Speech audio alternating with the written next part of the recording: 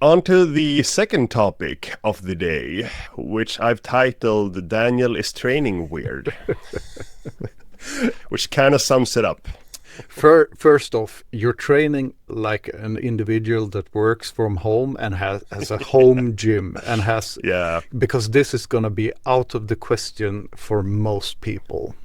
which is why I feel like such a jerk doing it. So I'm very happy you're doing it. It's fun to follow, and I hope you stick with it. I know you're going to Spain for a week soon. Yeah. Which means you're probably going to change up your routine because I don't think you're checking in your barbell and all your... Probably won't. Maybe if I leave one of the kids at home. So, explain. A recap for listeners that haven't heard one of the latest episodes where we talked a bit about this. Yeah, and those who follow me on Instagram, where I have the username Strength Dan, have seen this too. But for the last 56 workouts, which is almost 56 done in 56 days, slightly more, I've been doing a daily short morning run plus daily lifting. And the daily lifting has been in almost all of these workouts: the barbell squat, bench press, barbell row, pull up, and deadlifts. And as mentioned, I've been doing this daily. There's been some missed days. I went on a 4-day military training exercise a week ago, and I missed a day for a friend's wedding, and some more missed days out of those. So maybe 56 daily workouts done in 63 days or something like that. But yeah, perhaps righteously, a lot of people seem to think that this is pretty weird behavior, and I suppose I can agree to a bit. and trying to answer the cacophony of WTF mates is that, to begin with, this was actually kind of unintended, or at least to some extent, because I started more than 2 months ago now. I began my summer vacation with being sick for 2 weeks straight. First I had a week of fever, then I was almost back on track for 1 day, and then I had another week of some kind of a stomach bug.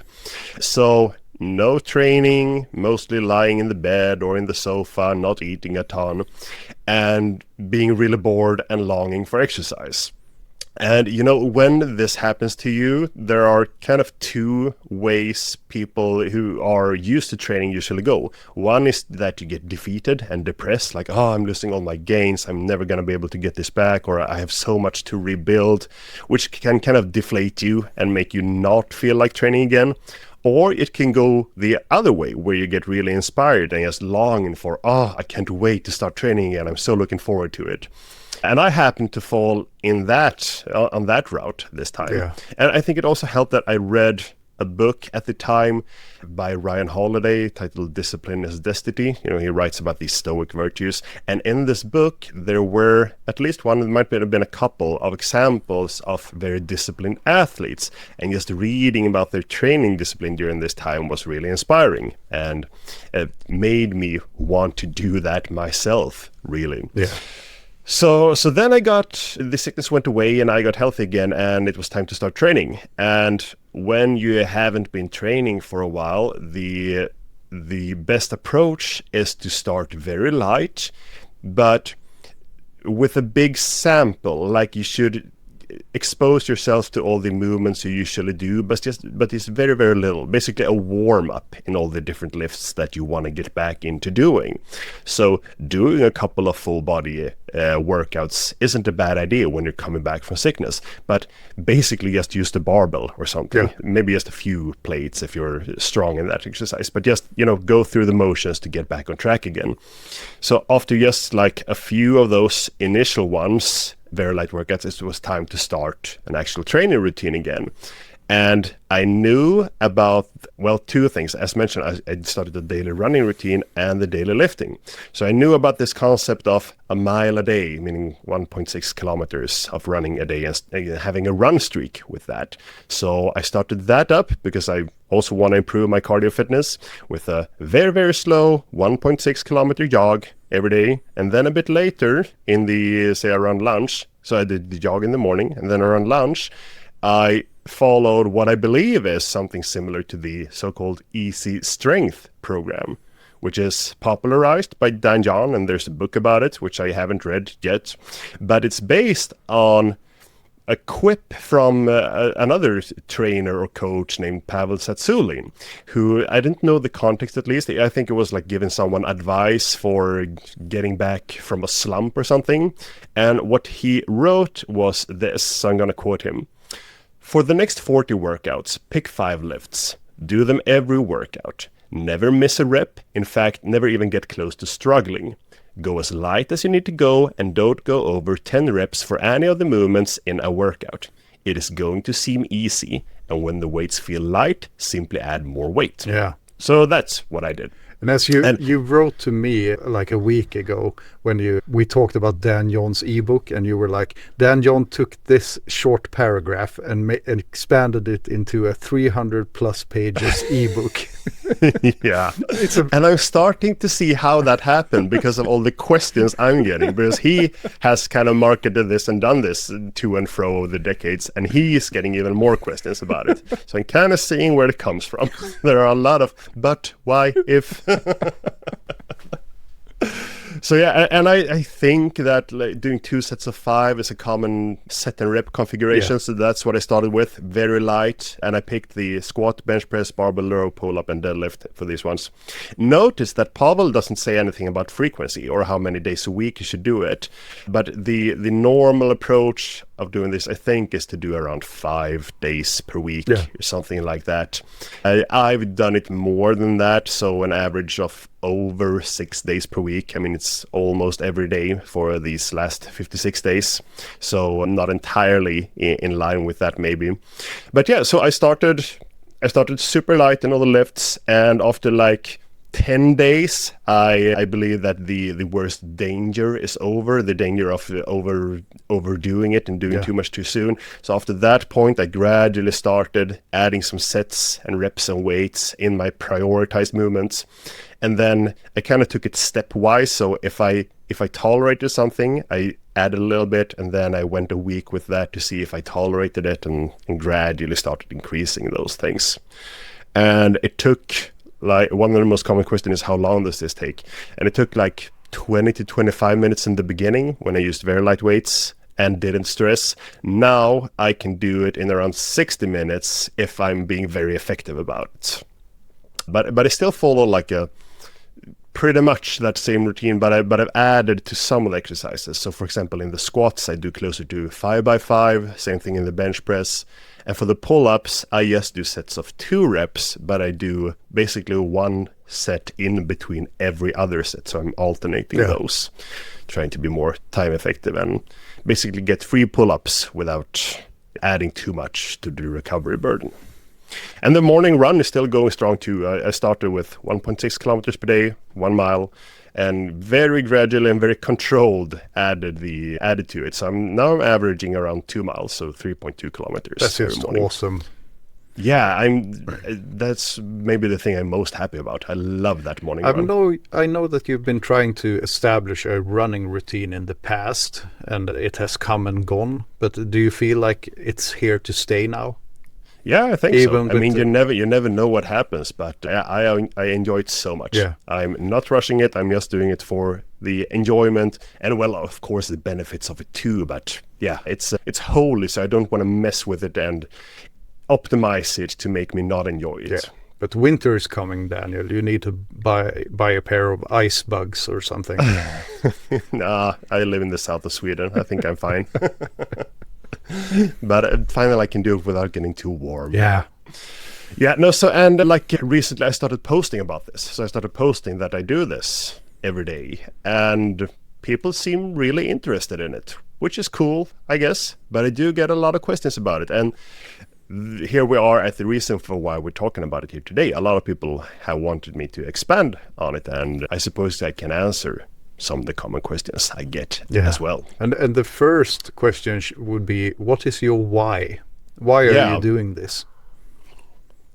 Yeah, so as mentioned, it was kind of unintended. As mentioned, I knew about the Easy Strength program, and you're not unfamiliar with the training everyday experiments. No, you've done it with push-ups, you've done it with bench press in the past. So short stints with the squat as well, but never in this like comprehensive way or this magnitude. But in the beginning it was just good to get back into shape, but now it's starting to be more and more about curiosity. Plus I'm getting some nice results. I want to be really clear with that I don't necessarily think this is the optimal way to train for strength gains. It is one way to train, of course. And I mean, if it works for you, then roll with it. And right now it's still working for me, so I'm taking the opportunity to explore it a bit, because this one thing that has always bugged me a bit about strength training, and especially like the American style traditional way of doing powerlifting, that you do a heavy lift like once a week and train it really hard when you want to improve on it. That has never really clicked for me, because I think if you want to get better at something, shouldn't you practice pretty much every day at it? Yeah. It is how my thinking goes.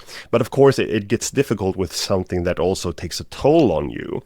But then you get into the ideas that, well, strength is also a skill, and it has a lot to do with neuromuscular activity and greasing the groove of the technique and getting better at it. And here we're starting to get into the territory of making this work daily if you keep the dose low.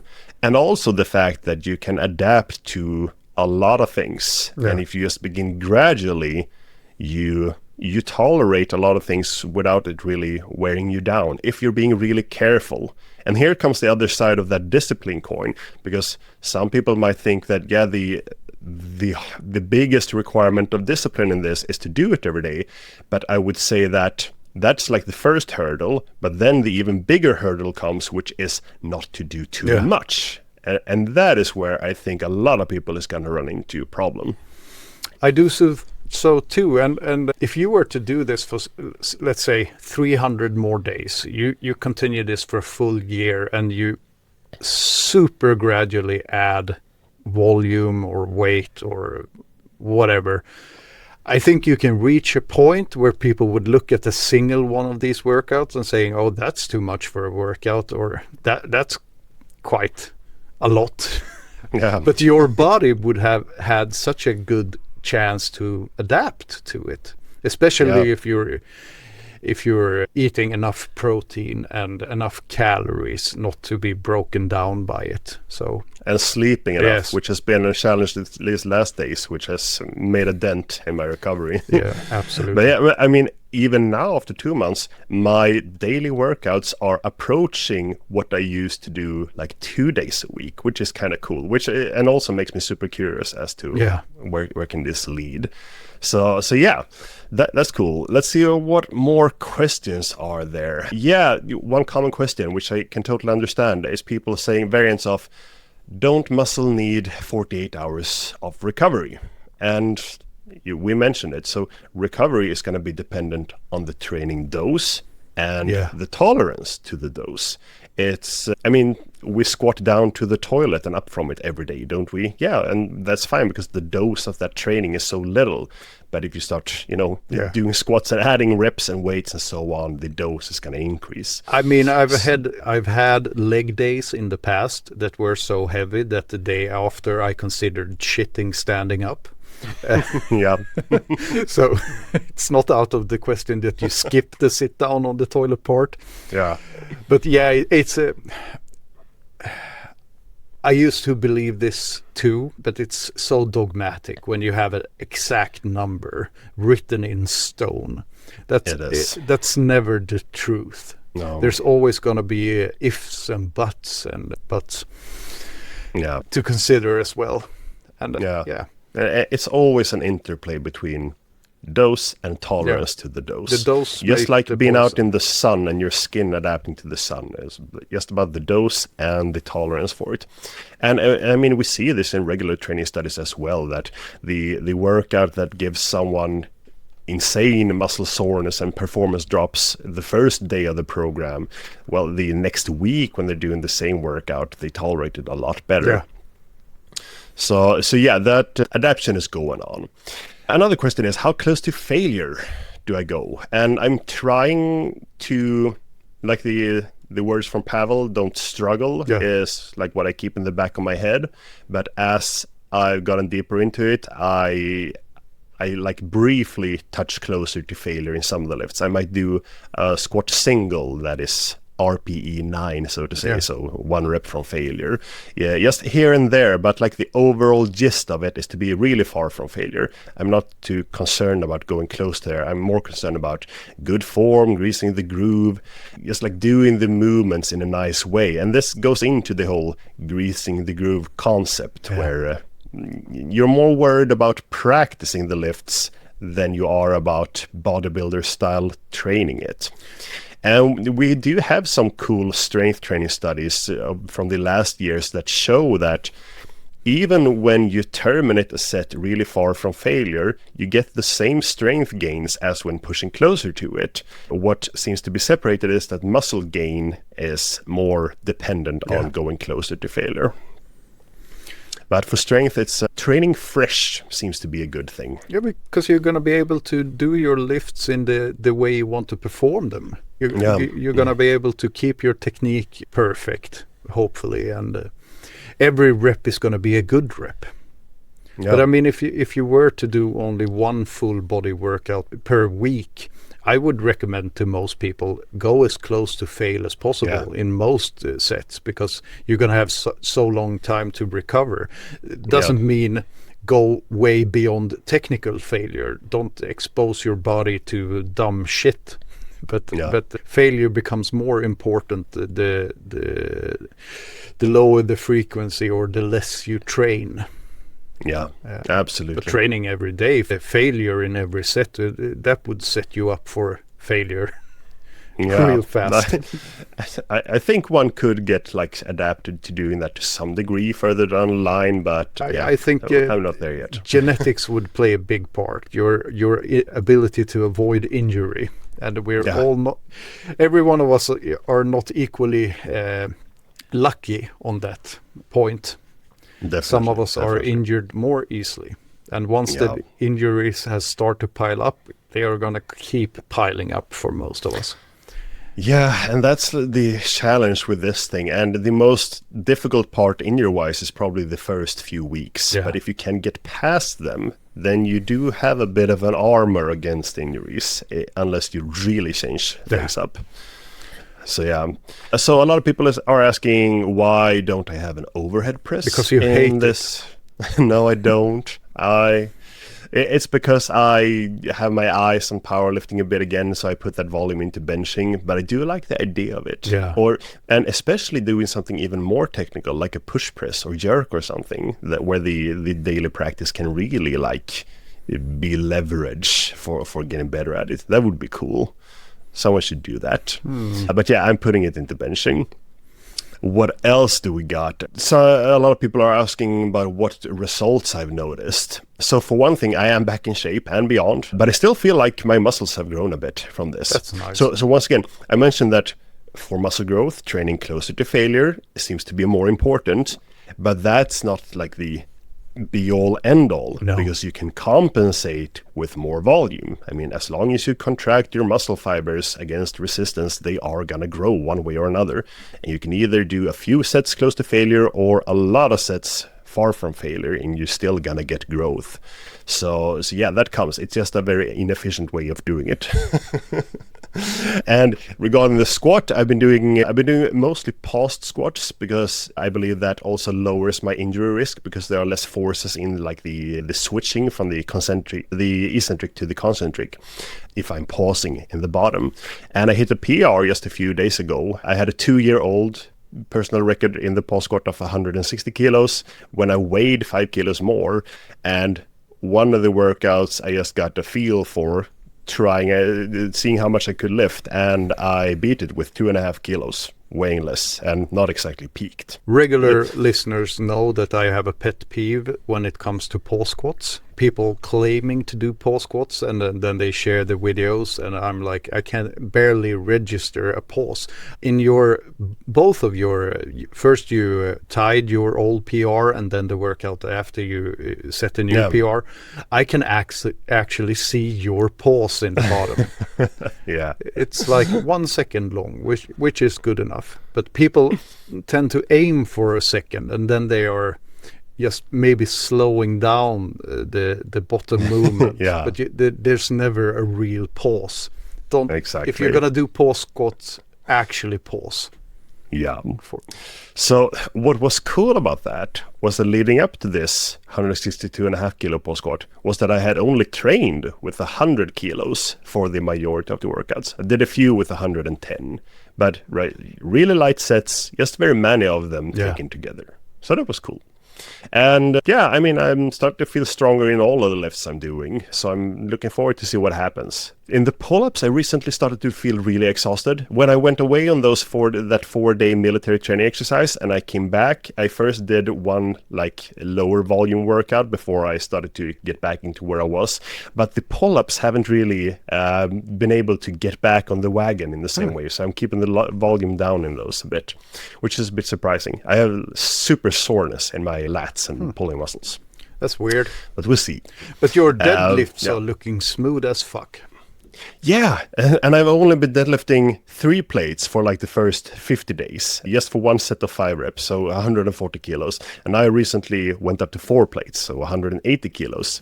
And at first I did one set of 5, but I realized I really don't like that. I don't enjoy doing those kind of sets.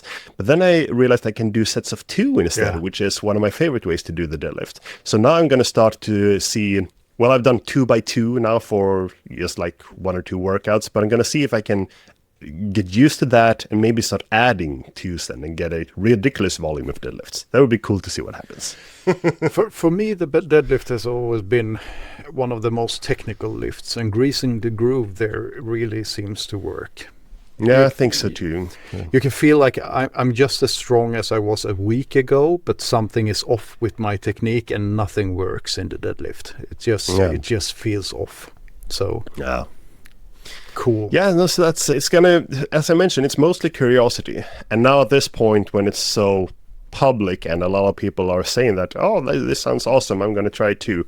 That kind of makes me feel a little bit like not responsible, but. They are all children of Daniel. No, but that I can help in a bit by showing it. So that's another reason to keep doing it. And then, so one question is, would I recommend others to try it?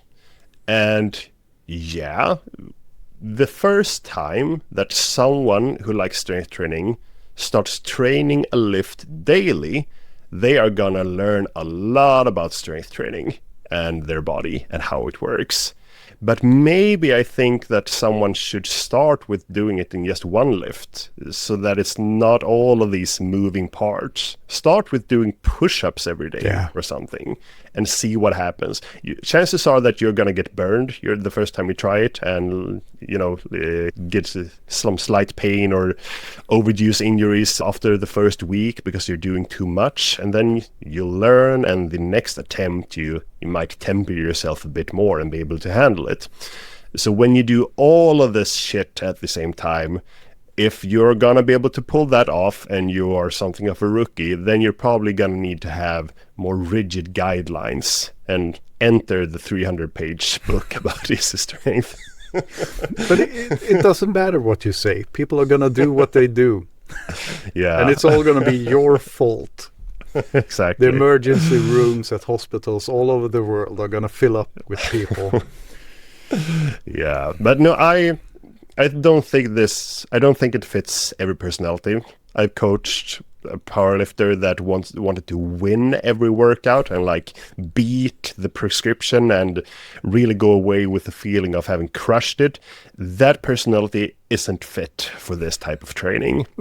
You need to be a bit more lazy, really. Because that's the thing. As mentioned, the hard discipline part isn't about doing it every day, because that becomes routine so quickly. So that's not the problem. The discipline required is not to do too much. Yeah.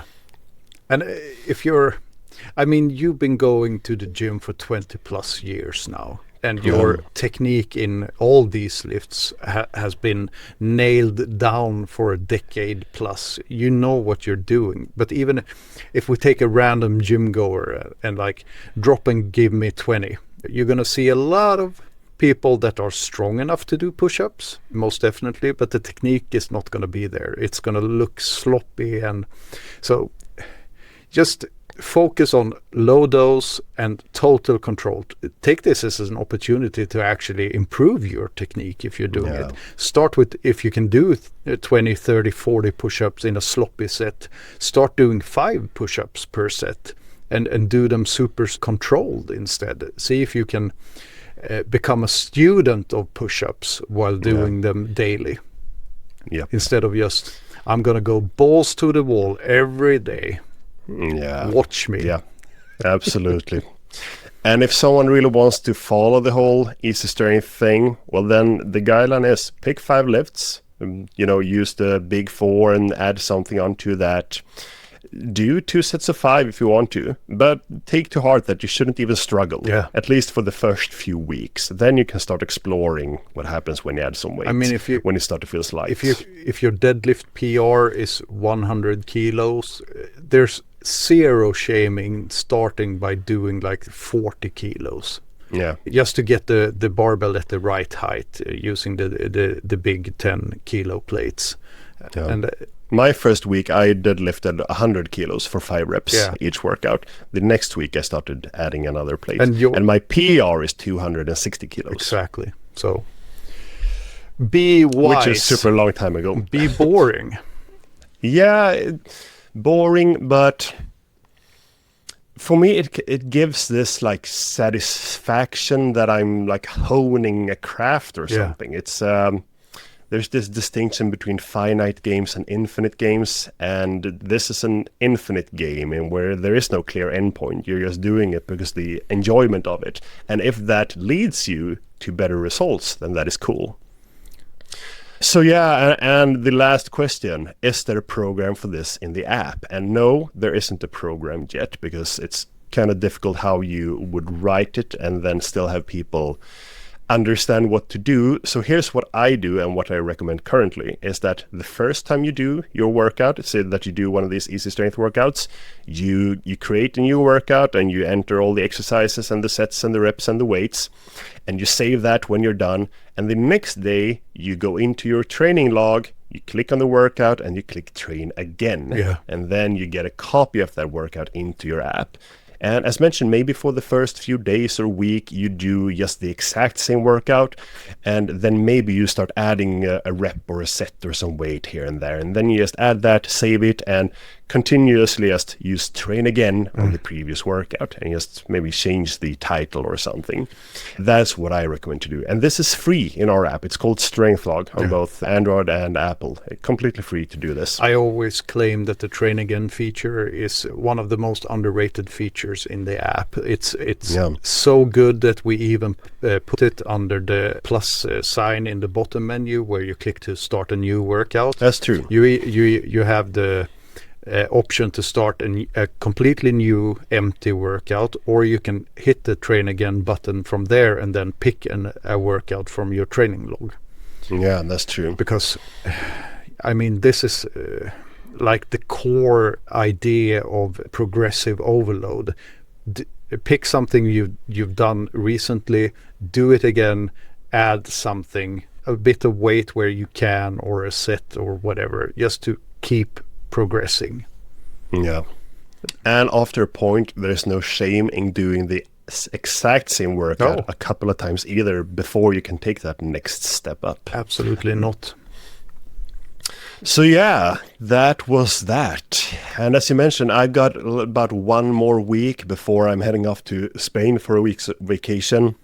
We'll see what happens after that point. But I mean, my priority is the squat because that has always been my weakest lift. But really what I'm starting to get really curious about now is, how does this play out in the deadlift? If you start lifting fairly heavy, I mean, there's a 180 that is moderately heavy for me. So what happens if you start doing that every day? I want to find out. I want you to get back on track with this when you come home from Spain. Yeah, I hope so too. We'll see. But I'm gonna have to start my counting from day 1 again, I suppose. No, but which is a bit annoying. I mean, I know you're going to be on vacation, but you're still going to be doing push-ups. You're going to find something to hang from to do some pull-ups. You're going to do some air squats, maybe some squats with one of your kids on your back or something like that. So you're not going to be it's not like you're gonna be sick for another week. No. It's when you've been sick, so sick that you lay down for a week, then your body is a battlefield. Your body is struggling to recover from the illness, and when you get back to training, everything feels like shit. But taking a week off, being mobile, walking around, then getting back into the gym, sure, you're not in peak performance shape, but you can get back to it rather quickly. Yeah, I think so too. But it's going to require discipline. Of course. Not to do too much. Dial it down. All right. That was that for this week. We're going off to vacation. You to Paris, and then the week after I'm going to Spain. But these episodes are going to come out once a week. Yeah. The no listener matter is how. not going to miss a week just because we're lazy bums. Exactly. And I think next up is a pure Q&A episode. It is that right? It is. I'm gonna Nice. post a thread on our Reddit community, Strength Log. So please join us on Reddit and ask us what you want to hear us talk about. That's always the easiest way to get questions onto the podcast, because when we get DMs or comments in all of the other medias, we forget that we receive them. But when we ask for questions in a thread like this, that's where we go when we plan out the episode. Yeah, people often send me interesting questions, and I read them and I'm on the go, and I think, I'm going to save this question, and then I'm out for dinner and I get back and then I sleep, and the next day I have totally forgotten about it. Yeah. So, wait for the Ask Us Anything threads on Reddit, mostly Reddit these days. Yeah. All right. Thank you for listening, and catch you next week. Train hard, eat well, die anyway.